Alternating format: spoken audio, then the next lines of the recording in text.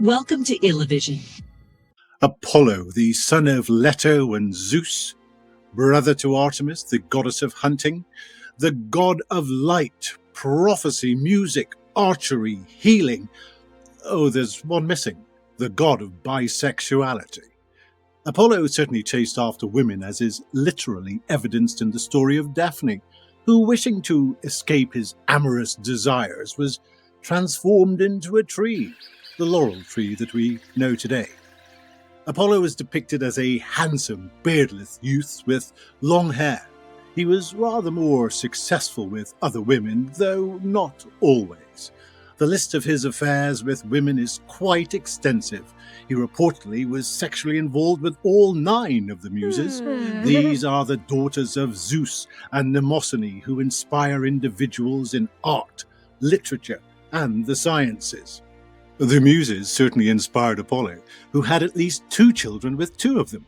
Apollo also had a child, Asclepius, the god of medicine, with a princess named Coronis, though that relationship didn't end at all well. I'll cover that in another episode. Apollo wooed one of Poseidon's daughters, Evadne, had a kid with her, and apparently was even active with Hecuba, the queen of Troy and the wife of King Priam of the Iliad fame. The list of his relationships with females is not endless, but lengthy.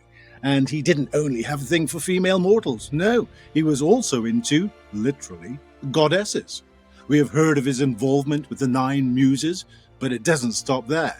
He apparently wooed Hestia, goddess of all things homely, and even got it on with Hecate, the goddess of witchcraft, which was, to say the least, brave.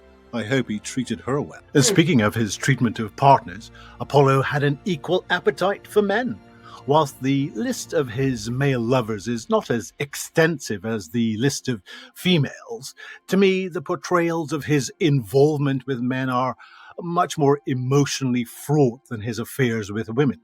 In a complete reversal of the norm is an interesting story of Apollo serving a male mortal, in more ways than one. It was during Apollo's exile, his punishment imposed by Zeus for the killing of the Cyclopes, that he was to serve as simple herdsman to King Admetus's livestock. It seems that it wasn't all hard work. Callicomus says that Apollo was deeply in love with the king, and Ovid states that Apollo forsook his pride as a god to stay in service to the mortal Admetus. Apollo was even reportedly a lover of Adonis. Yeah, that beautiful guy who is famous for being the metaphorical god of love. That guy who had the divine love triangle with Aphrodite, the beautiful goddess of love, and Persephone, the queen of the underworld. Yeah, that guy. Adonis was said to have acted as a man with Aphrodite and as a woman when with Apollo. Make of that what you will. But it is perhaps the following accounts of his male lovers that are the most heart-wrenching. Cyparissus was another male lover of Apollo, and described as a most handsome youth. They were both deeply in love with each other. One of the gifts that Apollo gave to Cyparissus was a tame deer as a companion, perhaps to keep Cyparissus company when he was off boffing his numerous other lovers. But seriously, Cyparissus loved this deer deeply, leading it to lush green pastures, down to running streams, and even rode him. Unfortunately, due to some very bad luck, the deer, tired from the midday sun, was lying on the grass in the shadow of a tree. Cyparissus accidentally shoots the deer with his arrow and kills it. As the deer lies dying, Cyparissus is utterly devastated, so much so that he wanted to die himself. Apollo tried to comfort him as best he could, but Cyparissus was inconsolable. He just couldn't get past this tragic event. His blood grew thin from incessant crying, his limbs turned green, and his hair changed. Wanting for nothing but death, he is transformed into a tree, named after Cyparissus, the cypress tree, and still the cypress tree remains a symbol of mourning today. Another tragic tale, and perhaps the best known of his male lovers, is Hyacinthus, Both Hyacinthus and Apollo were deeply in love and spent a great deal of time together.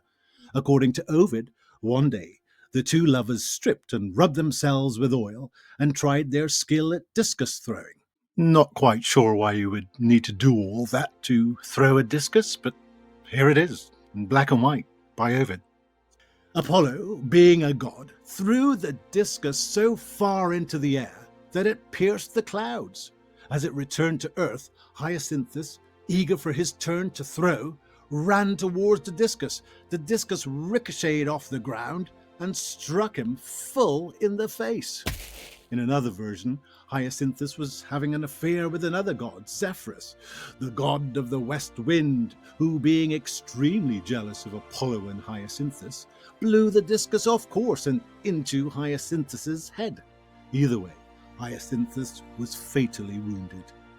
Apollo was beside himself with grief. He laments, "O Hyacinthus, I see your wound, my crime. You are my sorrow, my reproach. My hand has been your murderer.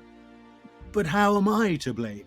Where is my guilt, except in playing with you, in loving you? You will be with me forever, and you will be reborn as a new flower."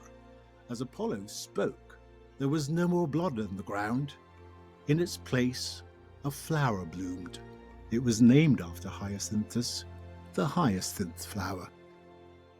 In the world of gods and mortals, Apollo's bisexual love life was a rollercoaster of passion, heartbreak, and transformations. It proves that even gods are not immune to the trials and tribulations of love, as are we.